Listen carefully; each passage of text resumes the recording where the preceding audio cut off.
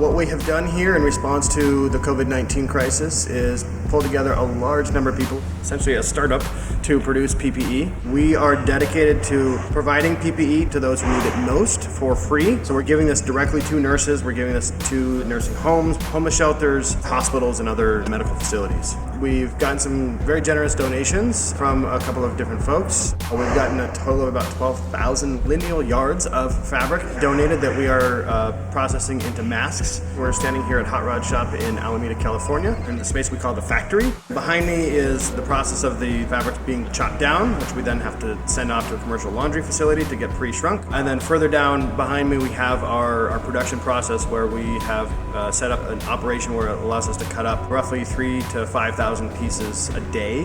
And so this table does the front pieces of the mask, and that table does the back pieces of the large masks. That table's the front pieces of the small masks and the back pieces of the small masks. We've been utilizing the College of Alameda FabLab, which is, unfortunately, it's closed at the moment, but we have our staff who are allowed to use that facility. They've been able to produce on-demand jigs and fixturing and other things that have been able to improve our manufacturing process quite a bit. The staff there are amazing. We all speak the same language, so I can just tell them what I need. They understand exactly what I need and start to produce it. Our first set of jigs that we had for cutting up all of our fabric took about 2 hours from idea to completion, and we were able to use it that afternoon. We've got the dimensions perfect, and now we've got the process figured out. We'll be able to do 250, 300 in a run, just on one table, and then get them out the door. It's not the same as an apparel manufacturer, but it's pretty close for getting up and ground for 10 days. Now, this is 10 days from inception. Yeah, 10 days from inception. From when most of these people hadn't really seen each other or known each other before. Yeah. In 10, 11 days, we have a 150-person startup that has zero funding, that is responsible for producing tens of thousands of face shields, and we're on our way to be producing tens of thousands of face masks every week. The idea is that we take a bunch of donated material, we break it down and prepare these kits that can go into people's homes, home sewists, and they will sew these masks, and each kit contains about 50 masks. After people at home are done sewing, we're taking them to a co-working space down the street called Phoenix. We are sanitizing everything and packing it up for final delivery. One of the biggest hiccups was sorting the incoming donated material. I do a lot of manufacturing, but not a lot of textile manufacturing, so I don't really know a whole lot about the ins and outs of fabric. And there are a lot of ins and outs to fabric. And like anything, there's not solid lines between different categories. Like there's some fabric that could be one or the other. And when something can be one or the other, then you can spend some time thinking, is this one or the other? And when my volunteers were doing that, the sorting process was taking forever. And so I commissioned this board, and I got all the experts of fabric in the organization. And I was like, this is all the fabric that we've got. I want you to tell me what it is. I'm going to put it on the board, and if a volunteer thinks that it might be something else, I can say, nope, the expert says it's that. Put it in that pile, and let's carry on. Early on in kind of all of this response, there's been a global maker and small manufacturer response to developing PPE because there's been such a shortage everywhere. I identified this facility that we're standing in now as a place to receive bulk materials and synced up with a wonderful person on the East Coast who eventually ended up connecting with Coca-Cola. Coca-Cola sent us about 5,000 pounds of bulk plastic, which we were able to convert into roughly 16,000 face shields in about 48 hours using our collective distributed network around here in the Bay. And today, Coca-Cola is dropping off 40,000 pounds. So it's 20 tons of plastic that is going to be converted into face shields. We will roughly be able to get somewhere in the ballpark of 100 to 120,000 face shields out of the 20 tons of plastic that's getting dropped off today. We're now serving as a distribution hub to get that material not only here to the Bay Area, but we're actually going to be reshipping some stuff out to Colorado, some up to Oregon and Washington, and I think even some folks in Arizona. And in this process of reaching out to the world to say we have plastic and we want to help you turn this into face shields, we've been getting requests from India, from China and other places that don't have easy access to the material. So there's a huge demand for this stuff, and luckily Coca-Cola has really stepped up to the plate to help with this.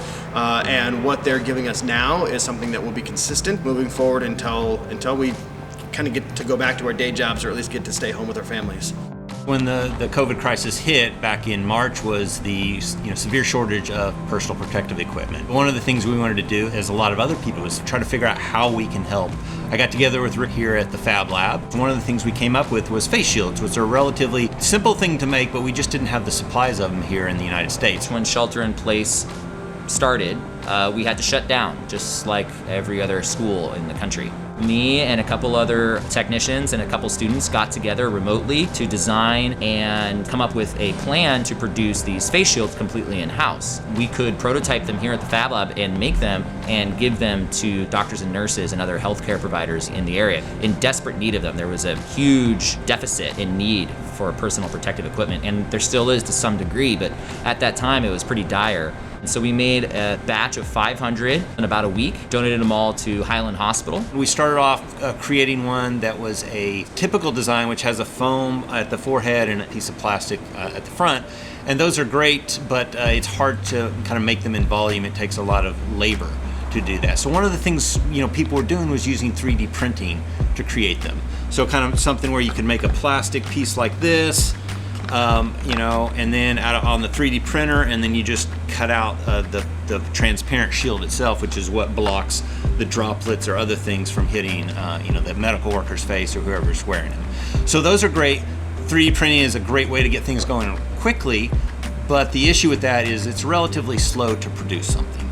So really the best way to make high volumes of a product, of a plastic product, is with what's called injection molding, which is the process of melting plastic and injecting it into a mold, and it is how pretty much all the plastic parts you own are made. To get there, we had to use our 3D printers and our design software to come up with a model that would work for injection molding. We went through about 7 iterations. I had to come in here late at night to run 3D prints, and then come in the morning and change the prints out to tweak it. And now, because they're produced locally up in Santa Rosa with our injection molding partner, we can make pretty much as many as we want, and extremely fast, much faster than waiting for a turnaround from an overseas manufacturer.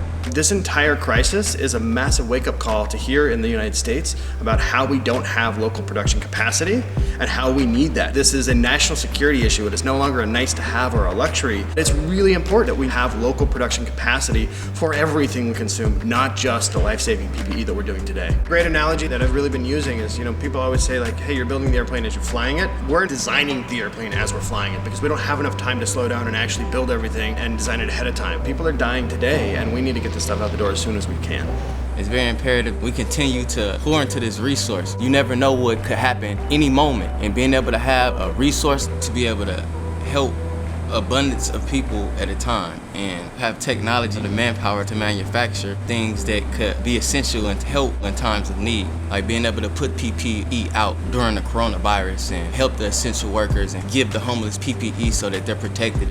One of the things that I was able to do fairly quickly in response to all of this manufacturing that we're doing now is tap onto my network of folks coming out of the FabLabs that I've developed. We've got one at Laney College, and we also have another one at College of Alameda. We have almost every single person who's ever been paid to work in a FabLab, both staff and student technicians and student workers in the lab, collaborating with us somewhere along the lines of this project.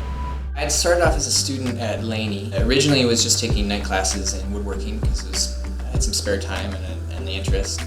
But then I became really engaged with it, and I decided to switch my career from a software engineer to manufacturing, and I just went full-time at Laney for a while. And to kind of augment some income, I took on TA, teaching assistant responsibilities at Laney. Through that, I encountered Danny Beasley and saw that they were trying to build a fab lab, and I asked what I could do to help, and he said, well, you can build it and staff it, so that's what I did.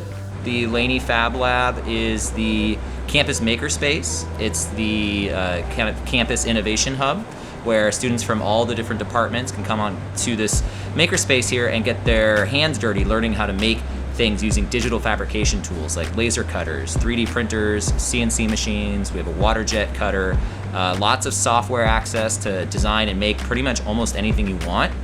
And we're open to all students and all staff and faculty here as well, completely free of charge. So my time, the other technicians' time, access to the computers and software, even materials are all completely free here. So all you really need is a set of closed-toed shoes and a mask, and you can come in and make almost anything. and I'm the Regional Director for Advanced Manufacturing for the Bay Area Community Colleges. And that means I sit here at Laney, I'm hosted at Laney College, but I work with all 28 community colleges in the Bay Area, focused on manufacturing workforce development. So how do we get our students into the manufacturing field and connected with manufacturing companies here in the region? What makes the FabLab students helpful in this process is we have trained them to not only have the technical skills to manufacture things, but also to be creative, problem solve, to deal with a lot of information, to deal with a lot of ambiguity, and just figure things out. I'm super grateful to have that network of people that are prepared today to be responsive and literally step in and help save the lives of other people. Danny called me to be part of this volunteer effort. We refer to it as getting the band back together kind of thing. And so with the first group of TAs that came through the Fab Lab, it was it was very special. It was like some of the inaugural class kind of thing, and so that was the band, the one that we got back together. And I just really miss that sort of community. I mean, that was the big thing at Laney and the Fab Lab, is that the people are very, very interested in helping each other out. It's a very, very community-focused organization, and I liked being helped, and I liked helping other people out. It's very, very nice. One of the ways we were able to create this product quickly was because of the Fab Labs. Even though this is being done now outside, without the tools here in the Fab Lab and the people, we wouldn't have been able to rapidly prototype. It really was both the community we had around the Fab Lab, but also the space itself that made this possible. I'm super grateful to the Peralta Community Colleges for really understanding that the Fab Labs provide value, and I'm hoping after this experience we're going to get a lot more support, because we are training people who are prepared to save your life in the moment of crisis.